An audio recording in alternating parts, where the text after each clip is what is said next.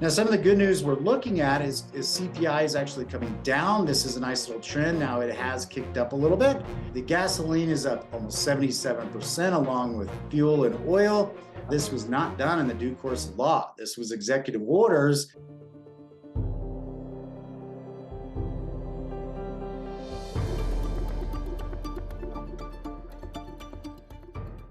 Hi, this is Nathan. Welcome back to Independence Money. We have some interesting financial news coming out. For one, there's a spike in jobless claims. Now, this is one of the hard parts about economics is there's a dichotomy or a teeter-totter, if you're old enough to remember those on playgrounds, between the job market and inflation. So if there's a really tight job market and very low unemployment, it tends to make prices, including wages and inflation, go up. Unfortunately, one of the biggest tools the Federal Reserve has in fighting inflation is an increase in unemployment. It's a sad fact, and it's a tightrope they have to walk. And so, unfortunately, for those that are now on jobless current claims, that spiked from a previous number of 198,000 for the week to 206,000 as an actual number. Now, that's bad news if you're one of those that are now on a jobless claim. On the inflation front, it tends to help because it makes inflation dip. Getting into the broad market indices for the week ending on October 20th, year to date, the Dow is barely in negative territory. Now, the Dow is mostly 30 companies that are industrials and value based, if you will. Where the NASDAQ has a lot of tech, it's up 24, and then splitting the difference, the S&P is up 10. There's a lot of content out there on the Magnificent Seven, which if you take these 7 stocks that are largely tech out of the equation, they're really the only things moving in the market. All the indices would be negative. So it's a very narrow market, and it's a little bit deceiving when you're looking at things like the NASDAQ being up and wondering maybe why your portfolio is not mirroring that. Keep in mind, the NASDAQ was not doing good last year. Now, some of the analytics that I'm looking at are showing the S&P is neutral to bearish with a sideways trading to lower prices in the near term. And we're going to get into why this is important in application for your portfolio here. And what that means is sometimes you have to decide whether you're in this for short term or long term, because the analytics are also saying that the slump in third quarter earnings could be contained in third quarter, and that fourth quarter earnings could surge as much as 6.5%. Now, keep in mind, these are lagging reports. So although we're in the fourth quarter, they're not releasing those earning reports until, say, January next year. So don't let the market throw you for a sideball. So let's get into that for a second here. I'm going to put these charts up on the screen. I'm a bit of a contrarian. And what that means is you don't always need to go the way the pack is going. I'm pulling up my iPhone right here. I'm going through Ray Dalio's book, Principles of Navigating Big Debt Crises. And he's talking about 2008. The indicators were, if you were in the real estate market in that time period, when the market was really hot, when it peaked in 2005, you should have been selling or deleveraging. But a lot of the euphoria or the herd mentality is the prices are always going to go up. And so keep buying on debt, take out home equity loans, go buy second homes and things like that. And that's how bubbles are created. Again, what his point is the indicator is very clearly different than the herd mentality. So this slide right here is called the price of safety. This is showing all money market funds as total net assets. And you can see it is at an all-time high, way past the high in December of 2008 when we were in the midst of a huge financial crisis at that point. So what that means is there's a lot of people on the sideline. If you're a contrarian, you might come to the analysis that the herd is wrong, either that or they have a really big crystal ball. But let's look at history. Next slide, resist the temptation to time your investing. This is a tried and true slide I've seen made over and over and over in my decade and a half of being a financial advisor. and it's called time in the market, not timing of the market. You can see on the left axis there, growth of a dollar invested for the last 30 years, ending September of 2023, is the highest. With being invested all 10,957 days, your $1 has grown to $9.32. Now, moving to the right side of the chart, if you miss the first best day, your return drops by a whole 10% by removing the first best day. And if you remove the 30 best days of this time period, 30 years, 30 best days, your return actually drops to negative 82.9. So I'm a big fan of having a properly managed investment portfolio that fits your risk tolerance, asset allocation, and time horizon, and staying with that plan, because the temptation to say you're so smart that you know when to exit the market, technically you have a 50-50 chance of that being right, but then you also have to be right on when to get in, and that lowers your statistics to abysmal levels. So these two charts, I think, are very interesting with the times we're in. Now, some of the good news we're looking at is CPI is actually coming down. This is a nice little trend. Now it has kicked up a little bit. The Fed is going to be releasing data today. This video will probably post after that. Consensus is the Fed is going to hold interest rates.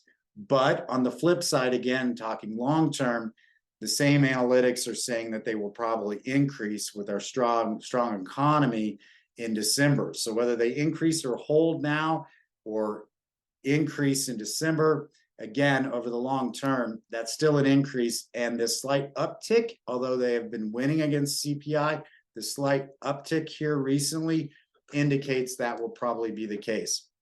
But how much does that matter in the short term? Because look at the last 3 years. If this was a report card for the clown driving the car over the past 3 years, this would not be good, because the gasoline is up almost 77% along with fuel and oil. Home prices up 40. We've talked about how they're unaffordable. Utilities right there at 32. Electricity, again, a lot of that's derived from petroleum, is 26%. And wages only 15% up. At least it's up, but not near as much as it costs to heat and drive and have transportation. I did a previous video how this was not done in the due course of law. This was executive orders that had to do with banning a certain country that imported about 10% of our oil consumption, and then stopping a big round metal tube that would pipe this stuff from our country to the north. That was all done with executive orders. So this high increased price of gasoline, which largely leads to inflation, was done by one individual. I love this chart right here. I encourage you to take a screenshot of it. This is since 2000. We're going to circle this back when we talk about debt. Hospital services up 250%. Our poor college kids trying to get educated for tomorrow's generation of workers up 175%. And hourly wages is just barely up around 100% over that 2 decades. About the only thing down is new vehicles, which is kind of interesting because it has been mostly flat from 2000 to 2020, and then it spiked a whole bunch, like 25% there. And then the only thing that's really gone cheaper is cell phones and TVs, right? So that's interesting. This is the value of $1. I think I can make the case here. This is why you need to be diligent with your cash flow and have a well-built investment plan, because this is never going to reverse as a trend. Since 1981, the dollar has dropped, or since 1980, if you pegged $1 at $1, it versus that same dollar in the way of purchasing power in 2022, it's only worth 28 cents. This is abysmal. That's 72% drop. Some can argue this is correlated a degree to coming off the gold standard. I could get behind that idea, but I'm also going to argue a whole lot more that it's the age of easy money, having too low of interest rates for too long, and excessive government printing. So right now, the national debt, shifting gears from kind of investments to what is the future outlook for our debt, we're at 33 point almost $7 trillion. Look at this huge spike since the age of easy money in like 2002 here. You can see there in that middle ground there when they dropped them really low in the mid 2000s, that thing really shot up. And so right now, as of October this year, it cost $880 billion to just maintain the debt. That's 14% of federal spending. The debt is on track to be 50 trillion by the end of the year, and we keep adding to it. This administration, with the Inflation Reduction Act, was estimated or sold to the public at costing 400 billion over a decade. It's now going to cost 1 trillion. Why is it over double? Well, there's a two-pronged sword there. One is it's spending, right? It's investing in the infrastructure of climate change. It has really nothing to do with inflation reduction. It has to do with climate change.